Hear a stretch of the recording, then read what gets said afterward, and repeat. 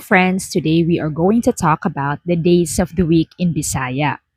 Let's start with Monday.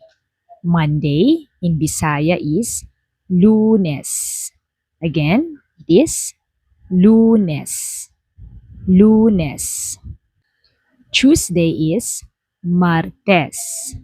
Martes. Martes. Wednesday is miércoles. Miércoles. Again, it is miércoles. Wednesday. Thursday is jueves. Jueves. Thursday is jueves. Friday is viernes. Viernes. Friday, viernes. Saturday is sábado. Sábado. Saturday, is Sábado. Sábado. And lastly, Sunday is Domingo. Domingo.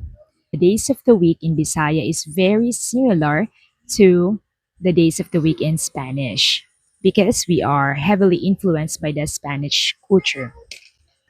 So how do we say week in Bisaya? Week in Bisaya is semana. Semana.